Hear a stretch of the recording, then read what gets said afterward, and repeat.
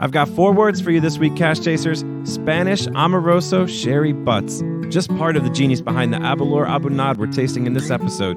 Wait until you hear just how much a few drops of water really opens up this whiskey. Now, naturally, we continue that conversation on with the types of barrels and the influence they have on the character of a whiskey rolling around inside. Also, when you're tasting a whiskey, have you ever struggled to pull out the exact notes? We're going to discuss the difference between tasting and truly experiencing a whiskey. So pour a dram and settle in. This is the Cask Chasers Podcast.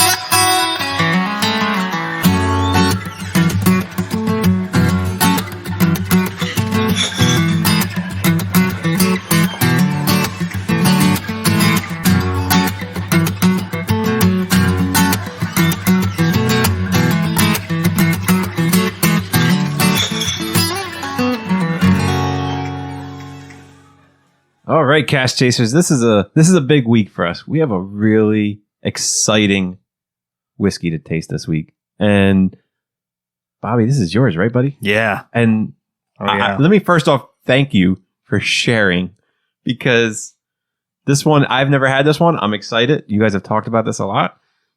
Let's get to it. The Aberlour. The Aberlour A'bunadh. Whoa. Specifically. He says that word. He says it's that funny. right. I can't say anything else, but I can say the Aberlour A'bunadh. I'll tell you what, I'm probably A'bunadh. saying that wrong. So, so the Aberlour A'bunadh. So it is a cask strength, 67%. And depending on the batch, this is batch 58. Okay.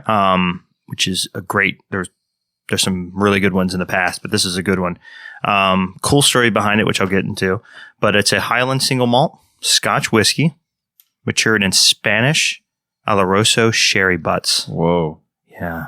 Got Yeah. your Oloroso Sherry Butt right Butts. here. Sherry Butts. Tell me a little bit about that. A sherry butt is what the people that make sherry call a barrel. Oh, really? Yeah. Fancy It's- bastards. Wow. Just another word for a barrel. Oh, man. See, It makes you feel a little dirty when you say it. It's a little fun. Yeah, it's a little, So, yeah. not what I was expecting. I was expecting something revolutionary. deep and you know? no. It's like when you call a donkey an ass. You just give a little giggle. Yeah. Different places call their barrels different things. Really? Yeah, America, we're barrel. You know, Okay. Scotland, it's cask.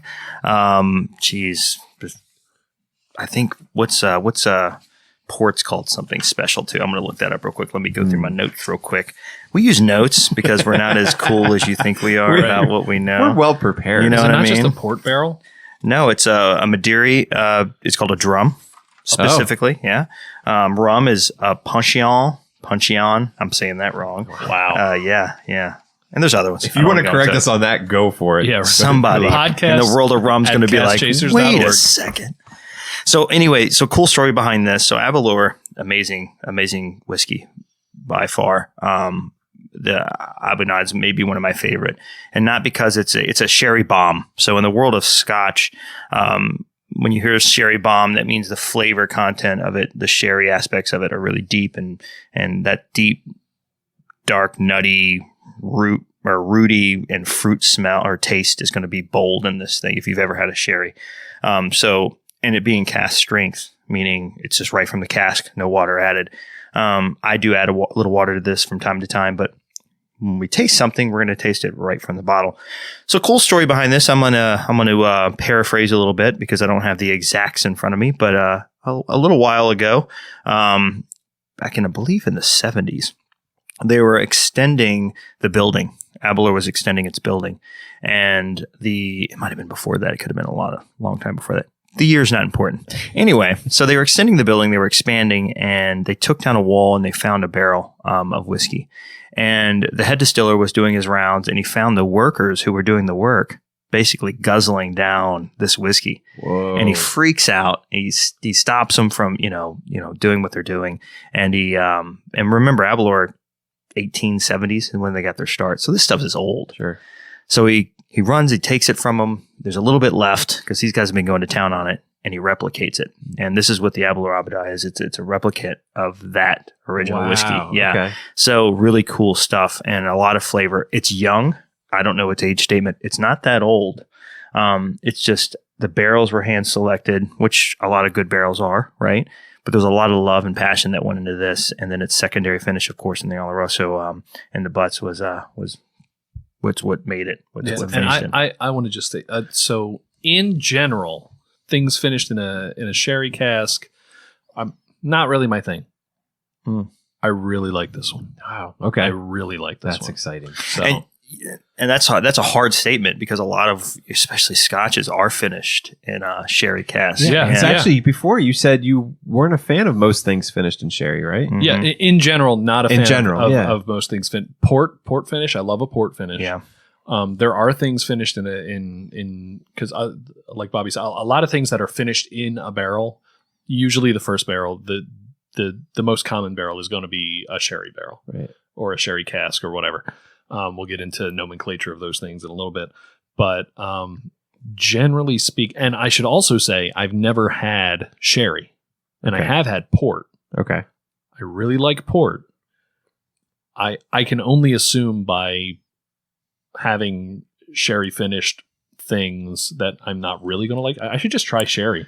So- really. It's a big statement, though, from him Yeah. to say, because I know. Sherry finishes are not really So- my thing. The war of, not really war, nobody's fighting a war. The difference is the Way two. to over-dramatize it. Yeah. Gosh. The two big ones are port and sherries. Your port, that's your, what the guys over the pond would say, your Christmas cake. Mhm. But that dry fruit, kind of sugary. It's a flavor. real deep, real yeah, rich. rich, The yeah. sherry's going to be a little lighter, a little more. but rootier. Yes, And yeah. more nuts and things like Okay. that. Yeah, So, yeah.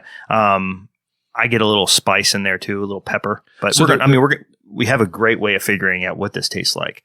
I know we've been staring at this for a while. So this is one that it's cast strength. So be Okay. careful, but you do want to nose this first. Okay. And it is deep, the smell on this thing. And God, I wish you guys listening could smell this.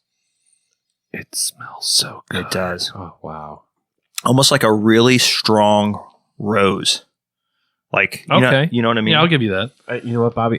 This is one where what you were telling us a couple episodes ago about opening, or maybe it was Aaron, I'm sorry, opening your mouth.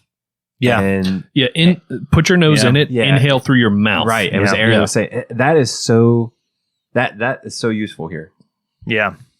Because it's strong. Yeah, So it's you- strong. Yeah. But the rose and the I never would have thought of that, but yeah, it just kind of it like just a hits me. no, But very a little yeah, bit. I never would have described Almost- this as floral at in a- all. And then you in said a good that, way. And part of that's just because you said it. Because jerk. I'm going to say this in a bad way, but it's meant to be positive. A dank forest, Okay. or a basement, like a really, Is that like a dank meme? you know what I mean? Yeah, dank meme. like just something that's been like sitting I there get for a you. while. Like God, you opened this door after 10 years, and this Wow. thing's been mildewing or whatever. Yeah. But it's got that very pungent flavor to it. So accurate. Yeah, Wow, that's amazing. why I love it so much. There's so much, and I love my bourbons. Don't get me wrong, but you get into a Scotch, you have complexity, and then you get into something like this, and it just goes to a different level. Let's taste. Wow! So I wish you all I could ro- see Scott's I face. rolled in the back of the head Scott looked at his glass Wow. after he was finished. like a dark bitter chocolate. Yes. You Yeah. know, almost pepper, like a good pepper, not like ground pepper, but like a heated pepper. You know what I mean? Almost, but not the spice that you don't want, but all the deepness of it. And so if you Like, what you think if you were in the woods, it's wet, and you reached into the ground and ripped a root out and bit into it, which you would want it to taste like. Yeah, exactly. Not what it tastes like, but It's what you want it to taste The like. pepper or the spice of it overtakes the ethanol of and it. I think that's It's part so of much what flavor. I think that's part of what, because it's, you definitely have that sherry. That sherry is definitely in incredible. there. I think part of what makes me, and I've talked about different things that make me like a port finish or a port blend in a rye whiskey will make me like that rye whiskey. And I think what this does, whatever magic voodoo that is going on over there with them replicating this old whiskey, is it's got that, like, chocolate is the first thing I taste. Sure. And if you've ever had like one of these like chocolates that have like The spice. the Yeah, spice right. or pepper Yes, in them, exactly. right? Exactly. So no, I'm go sorry. ahead. Yeah, No, no.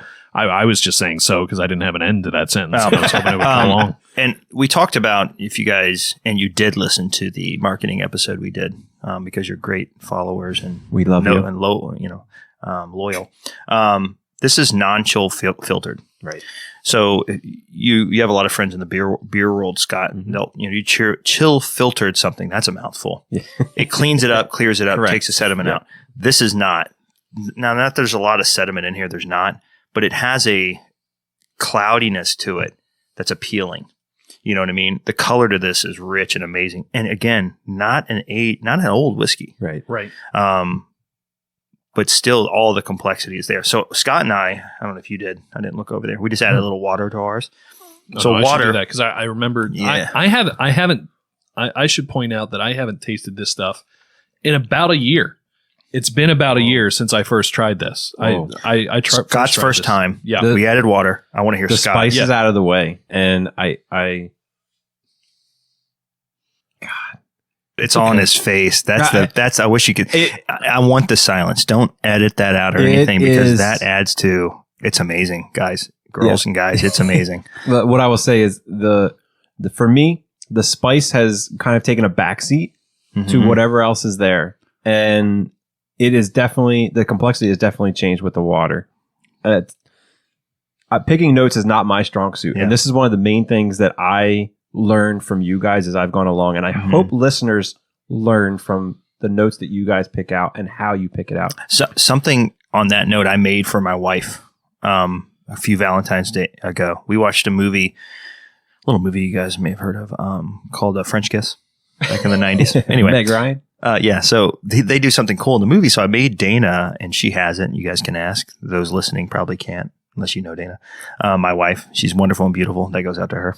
I'm in trouble, you guys. So. Yeah. Anyway. Out of the doghouse. So I made her a smelling box. Oh, okay. And I took different roots, herbs, spices, and I put them in little jars and put them in a box so she could take them.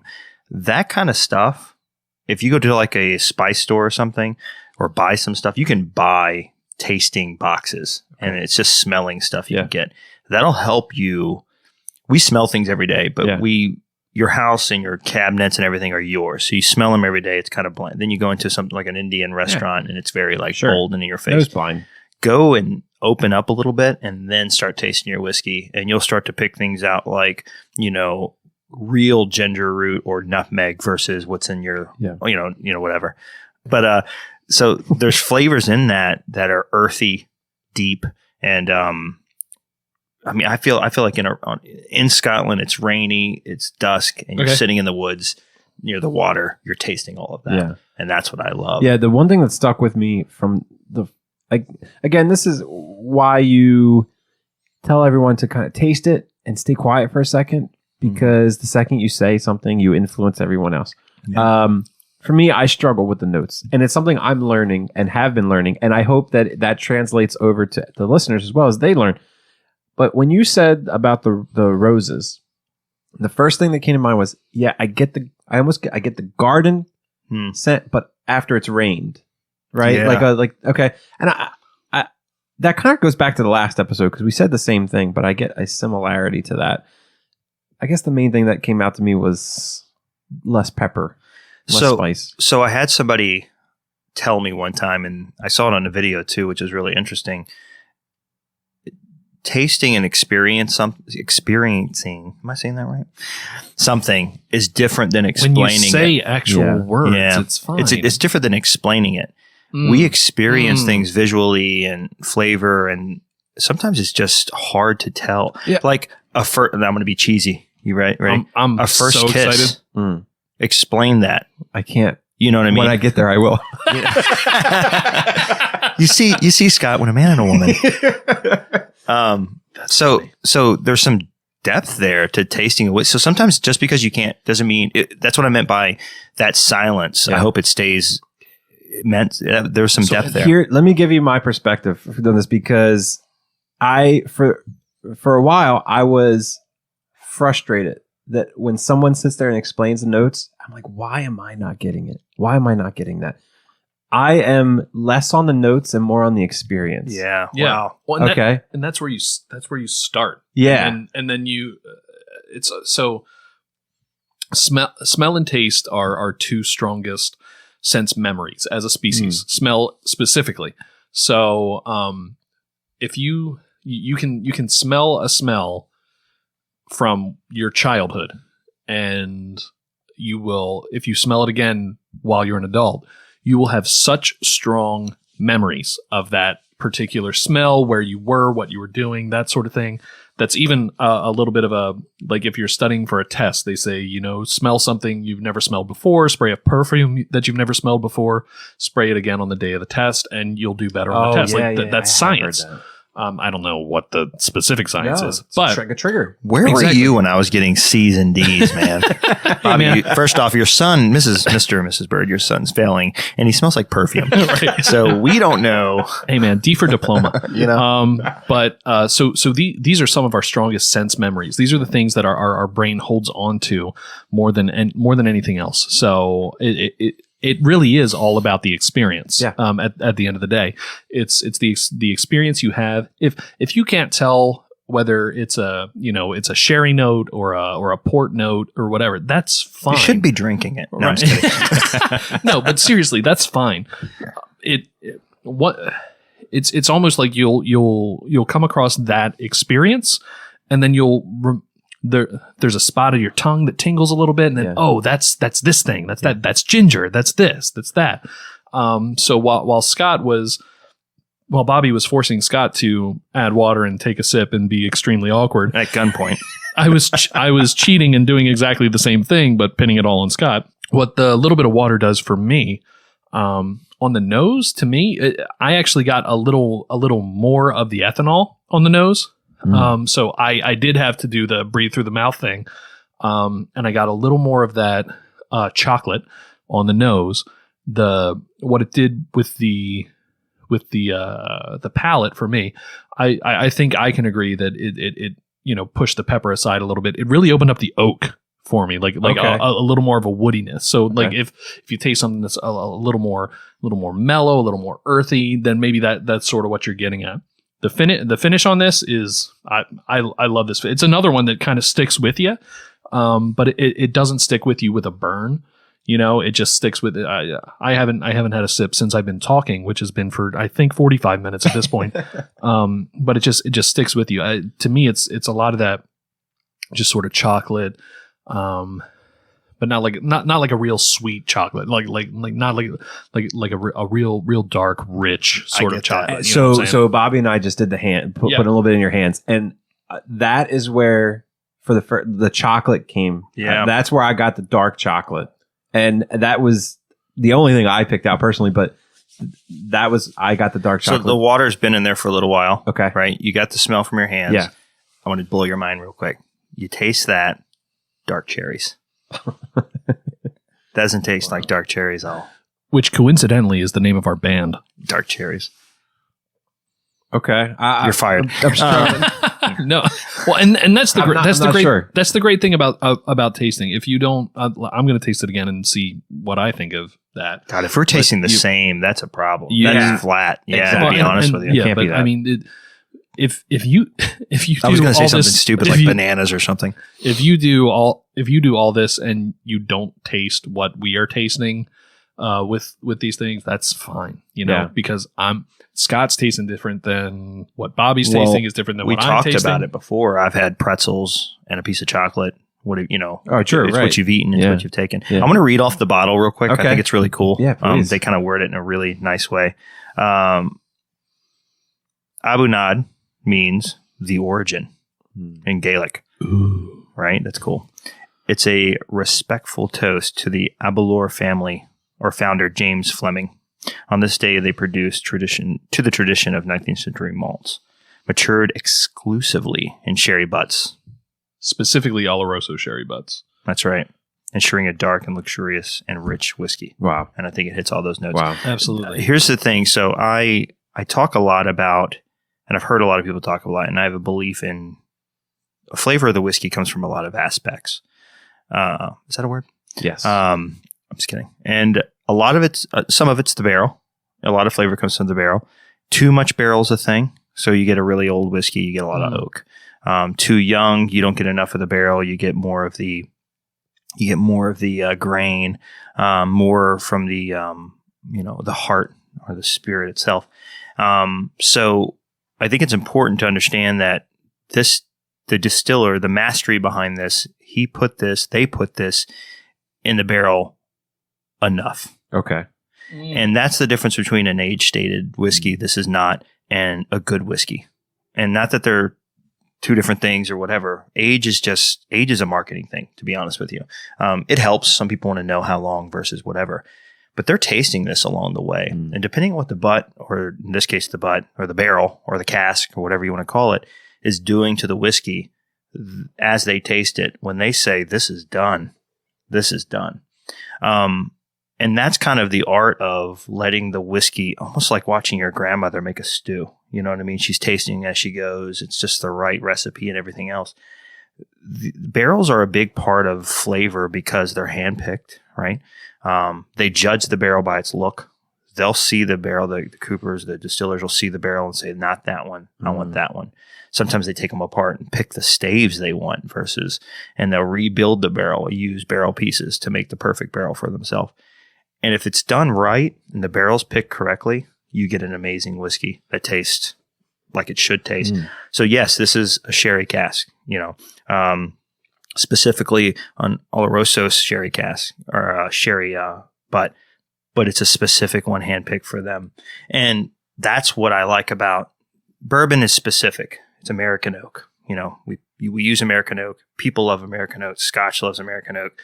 It's very porous. It holds flavor well. You can keep your whiskey in American oak charred American oak for as long as you want, and you can come back and it's never going to be a miss. French oak, on the other hand, you got to be careful with it. You put it in there for too long, it tastes bad. It starts to grab tannins and flavors you don't want.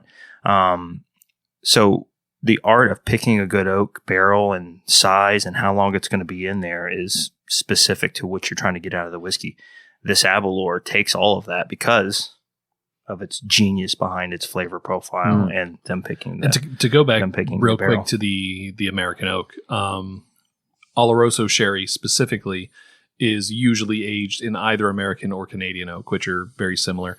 I don't know all the exact details, but something about Oloroso Sherry, it's Spanish, but it's the Oloroso has the word Oloroso literally translates to smell or aroma or something like that. So it's a very aromatic sherry as opposed to other sherry. I don't know a lot about sherries, but something in the process, in the aging process of the Oloroso sherry specifically, it gets more exposure to the air and that sort of thing through the American oak, through the Canadian oak specifically, than maybe some other sherries are going to get in that process. So at the end of the day, there's so many things that affect the taste of your end product of your whiskey.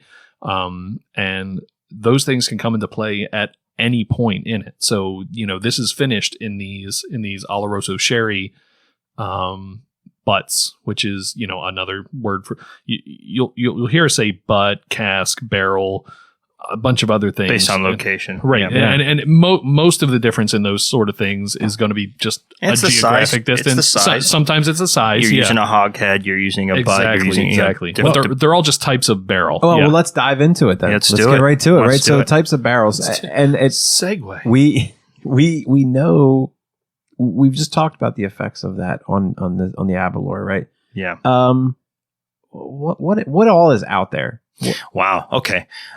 So first you got to start with the type of barrel, what it's made out of. And there's a lot of oak is kind of the consensus, right? That's what people are going, the census. That's what people are going with. In American oak specifically, it's a tighter cell structure. It holds flavor a little bit better. It's not as porous as some other oaks are. And it's just, and especially when it's charred, it gives you a lot of tannins and vanillins and things that's why, American bourbon specifically, only that I know of, American bourbon is new charred oak barrels, American new charred oak barrels. Specific, that kind of wood does a very specific thing. Now, Scotland played around with a long time with European oak, French oak, Russian oak, but it didn't achieve the flavors that they were looking for. So most look for that American oak. So there's your first standard. Then you talk about char. Char versus toasting. There are some whiskeys out there that just toast. Okay. Quick flame, wine barrels specifically. You'll see them actually take a barrel and take a little bit of kindling, light it on fire, throw it in the barrel, and kind of turn the barrel and let the barrel char a little bit or toast a little bit. Versus, you take a bourbon barrel, right? A new oak bourbon barrel. Literally a flamethrower goes through this thing and chars it, almost to the degree of what they call alligator, char, which is that gives you that alligator like skin look. Right. And depending on what they're trying to achieve is how much they'll char it. And charring a barrel is essentially the same thing as, caramelizing onions. You're blackening the onions a little bit, or a pepper on the stove. You're blacking it, but the flavor's not coming necessarily from the black. It's coming from the line behind it. Right. The barrel, it's called the red line, right? And from that, your hope is the whiskey. And these things are, a stave. And for those that don't know, a stave is the pieces of wood that makes up a barrel or a cask. Same difference, but cask barrel, right? So they're about 1/4 inch to 1/2 inch thick, give or take, depending on what type and size and everything, right? So the hope is I think it's about 3 gallons on a traditional barrel of whiskey makes its way into the wood, roughly. Wow. Right. It's pretty significant. And that whiskey is literally churning in and out of it, taking flavor out of that red line, the line behind the char that's been caramelized. And there's where your flavor is coming from. So bourbon strips away a lot of that flavor and vanillins and everything and leaves a very subtle flavor after it's finished and used. Yeah, so I want to stop there for a second because we talked about how the whiskey interacts with the wood, right? Yeah. And it kind of strips away at that wood. And what does that entail? What is that giving back? Okay, so because it is an interesting concept of give and take within the barrel. You take some, you can take rubbing alcohol, right, and put it on or thinner, paint thinner, and pour it on a wood surface, and then leave it there for a little while and come back and look at it. And it's going to be full of sediment. It's going to be full of color. It's going to be full of all the pieces. It's going to have blended and mixed. It's going to strip and eat away almost acidically, right? And there's the chemistry. We get deep into that, which I'm not going to do because I'm not a chemist. We have Neil deGrasse Tyson for that. Yeah. Is that a throwback joke? Yeah, it is. I guess you have to listen to other episodes. Anyway, so literally what's happening is a couple of things are happening. A lot's happening inside this barrel. There's evaporation happening. The angel's getting their share, right? Share, yeah. There's whiskey soaking into the wood. There's sediment and stuff being pulled. When you take a thief, the tool used to take whiskey out of a barrel to test it, they use hoses and stuff now, suction devices. But you take a thief to take out a sample to taste it. There's sediment in that thief. There's sediment in that whiskey. It's not clean. It's broken up and all chunky pieces in there. So it's literally stripping away and taking flavors, and then it's literally mixing. Yeah, into the ethanol and the flavor. Figure those pieces floating around in there are still flavoring the char, the red line. It's going into the wood and almost creating a circular kind of, and so much is happening. And then on top of all of that, there's no such that, they're not climate controlling these rick houses, right? So the weather, bourbon is created to go through, and whiskeys for, all over the world are developed through seasons. So cold to heat to spring to whatever, that's all playing a big part in what the woods, just like a tree, and how they cut the staves with the grain so that, just like in the wild when a tree's growing and it's taking nutrients up its trunk, same idea. Just like we talked about back in our origin series when we were talking whiskeys of the world, and we got into the Japanese area and the different climates, the high humidity, all of those things. Think about that as we're talking about this. Think of how that's interacting. Then I think about what they're doing with Jefferson's Ocean. And, And now the next step. Now you add even more to that. But aside from the environment, the motion. Because when these barrels of the ocean, literally, and that comes from storing, or shipping rather, right? But most of these barrels, right? To think about it, we were just talking about, they're sitting still, right? So, or are they? Well, so yes and no. Okay. So let's go to the beginning. Why are we using barrels to begin with? Okay. Why not jugs? Sure. The Egyptians have been using jugs forever. Why aren't we using jugs? So I'm mass producing a product.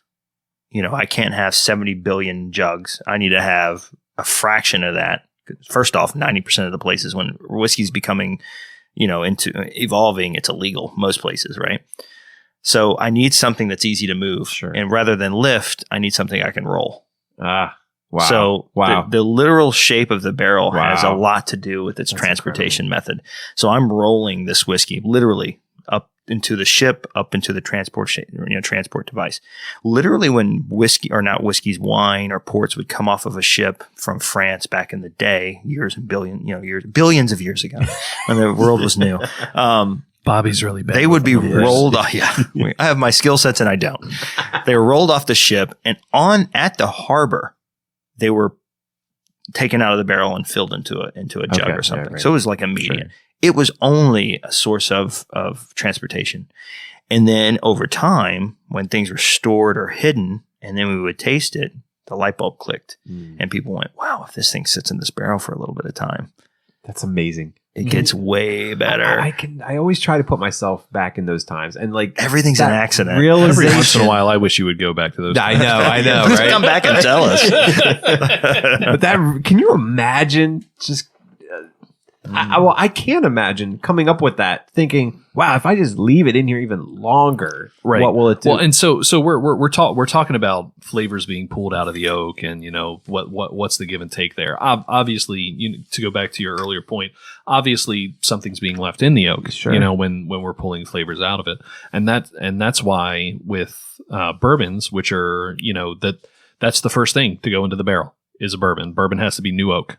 So that's why you get more of that oaky flavor, more of those woody flavors from bourbon than you get from a Scotch. Scotch has to come from a used barrel. So that's why you're going to get a little bit of the flavor of whatever was being aged in that barrel previously. So by and large, Scotch is being aged in bourbon barrels for the most part. But then it's being finished in these. I think it has barrels. To be. Yeah. Actually, yeah. It. So it's. I know it, it's being finished in a lot of these other barrels, and your ports, your sherries, they're all leaving a little bit of that flavor that's sort of all come together behind. That is just getting pulled out just a little bit. So I have for these other things. I have a cool story. Can I tell you guys? I heard only if you start at Once Upon a Time. Once Upon a Time. Yes. So, as you guys know, I've talked about it a billion times. I met a very cool individual, Mike Wheeler of Penderyn, and which is a Welsh whiskey, right? Amazing Welsh whiskey. I'm plugging them like they're paying us. They're not, Mike, but yet, right? Anyway, so he tells a cool story where they have their Celt whiskey, and so he told this story at the tasting, which I thought was excellent and amazing. So they're getting their start, right? Early 2000s, I think 2001 they got started, and so as they go along, they're learning the ropes and they're figuring things out. And they've got this great guy from Scotland, this doctor from Scotland who's helping them out, and he tells them essentially a big name in Scotland. They get him to come out, and he says, I'm going to give you a recipe. Follow it to the T. I'll check on you once or twice a week. And that's the end of it. So a day comes, they have to order their barrels and their cask, and they on the list, the cask salesman comes and says, pick from, what are you ordering? And they're like, how about the Maker's Mark? We'll take the Maker's Mark. And he kind of, are you sure these are the ones you want? They look at the list. Yeah, Maker's Mark. That's what we want. Maker's Mark. Great American bourbon. So they get the Maker's Mark and they fill the whiskey, and it ages for a few months. And the gentleman comes out to check on them, making sure they're good to go. And he goes to nose it. He barely gets it to his nose, and he has this off look on his face. And then he leans in, pulls the bung out of the barrel, smells it, and says, "What did you guys do?" calls a couple of guys over and says, roll the barrel. I want to see underneath. I got to see the label. So they roll the barrel and they're like, they're telling him like, it's Maker's Mark. What are you looking for? And along the barrel, Lefroy. Whoa. Right. And they created this really cool peated whiskey. Nothing was smoked in peat, right? No grain was smoked in peat. That's not, they're their own thing. They're not doing what the Isla is doing. They're not doing what Scotland's doing. They're their own thing. Accidentally created this slightly, and Aaron said it, this note from this barrel, put it into their whiskey. Wow. And it won. I mean, it won. I think it won. I think it was one of Jim Murray's, top whiskeys in his whiskey Bible. Incredible. Yeah. So cool. But this goes to show you how much you can get from a used barrel and playing with it. I mean, bourbons, Madura, port, most of your wines, Caribbean cask. Yeah. I mean, your rum barrels. I mean, Belvini makes an amazing Caribbean cask. That's right? amazing. It's beautiful. Yeah. And those hints of rum or hints of whatever, or wine or port, are just enough that just makes it gorgeous whiskey. Yeah. So we talked about kind of the standards. Is there anything out of the ordinary that we just don't expect? Right. We know about the sherry. We know about the port wine. Is there anything else out there that is? No. Well, there's so much out there. There's no shortage of. There's no shortage of. I was talking about it on another episode. Some distilleries do a really good job of their flagship products. Some do a really good job of their experimental products, and there's so much experiment going on. There is one of our local distillers. They took literally some beer from a brewery that didn't do well. Like, it didn't sell well. It was not great. And they went and made a whiskey of it. They couldn't call it a whiskey because it was it had gotten to the point where there were hops involved. So they couldn't officially call it a whiskey, but they basically made a whiskey out of a beer that didn't do well. And it was you have that one. I bought that one for you, Bobby. Yeah. It's really good. And so, like, are we plugging them? There's all kind. We will. I mean, he'll be on the show at some point, I'm sure. Painted Stave. I'm going to do it. Stave. Yeah. A Delaware whiskey, a Delaware distillery. Go see those. Mike, my buddy Mike, and Ron. Those guys. Yeah, Ron. Yeah. And those guys. I didn't forget you, Ron. And those guys are doing a great job, and they're amazing. Absolutely. Oh my God, their 6th anniversary whiskey just released. It finished in a wine barrel. That's a good example of a rye that I like because of how it was finished. Perfect example. I don't like ryes in general. I don't like ryes, but that's a solid rye.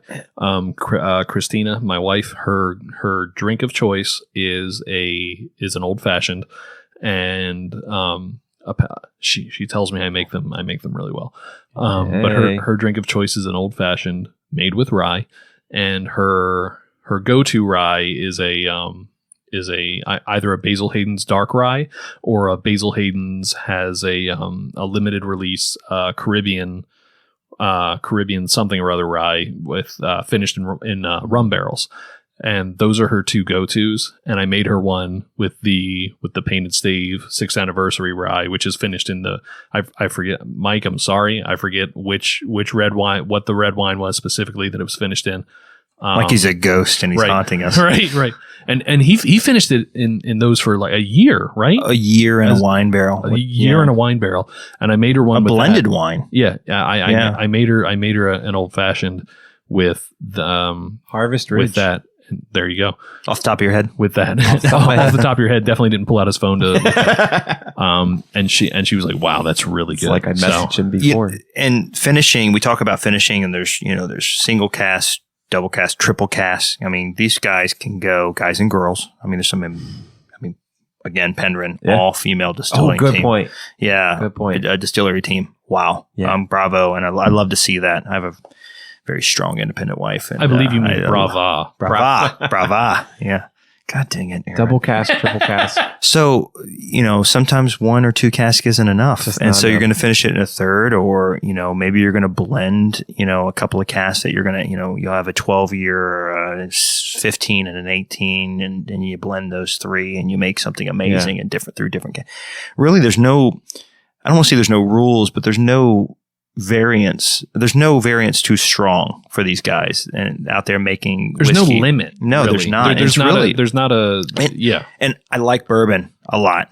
And bourbon's amazing. And there's complexities. I respect bourbon so much because of how difficult it is to be different versus your scotches and your Irish whiskeys are kind of doing the same thing, right? They really about their pot stills, that's kind of their triple, but your scotch specifically, they have to be different and to have such a variety from flavor. And then you get globally, right? You see different flavors coming out of different things. It's the grain. Mm-hmm. It's molecularly, it's the yeast, right? Yeast flavors, the grain, and then picking the barrel in itself, the art. I made beer once, and I made it out of canned malt or whatever. I threw it all in and followed it, and it tasted like beer. Then I made beer again, and I did it for my own grain that I had ground for me, and it wasn't as good because it's difficult to pick and to nurture real ingredients. And a barrel, a cask is an ingredient, and then picking where it came from and then what kind of wine or whatever. But then where those barrels go when they're done, right? And that is, I feel like that's the really cool thing that's happening now is they do all of these things that you're just talking about with the barrels, and then they go out to someone else, which they use in their process, and then they come back or go to someone else, and it just keeps on going, and the barrel keeps on giving. That's great. It's a great sound. Let me open up a bottle. But it keeps on going for so long, and the recycling of a barrel is amazing. I mean, used barrels are just easier for other people that don't have access, and then finding American oak, and then realizing what it can do, and then bourbon can only be made. That means I get the privilege of having. Right. So the more bourbon you drink, the more great whiskeys and elsewhere. how picky people they're being with it. Oh my God. Right. They literally walk out, look at a barrel and go, nope, too ugly. I don't like the way it's looking at me. They're very picky. And then not even the barrel. And this is something I learned that I thought was epic. Now, sometimes they'll take a barrel and they just use the whole barrel. Sometimes they tear these things apart, clean the staves up, pick the ones they want, and then the coopers repurpose and build this thing for their sake. The barrel is not everything, but such a big part of the picture. And then you have so many. I couldn't read off all the different barrels that they have to choose from the different types of wines and beers. And as Aaron was talking about, bourbons, of course. There's a tequila version coming out. So it's just, it's amazing. It's a very interesting time that we're living in. Yeah, in the world of barrel. I got nothing. Okay. All right. I think the point is that this is a topic that we're going to come back with a lot, different types of casks. And it just goes to show that there's so many different takes on casks, barrels, wherever you want to call it. Stay tuned. All right, well, we definitely have a lot more to talk about on barrels and finishes in later episodes. But until then, you can check us out on Facebook, Instagram, and Twitter at Cask Chasers, or drop us an email to podcast@caskchasers.org. And you can help us spread the word by hitting the like and subscribe and leaving us a little review right there in your podcast player. So until next week, Cask Chasers, remember, it's not about finding the perfect dram, it's all in the chase.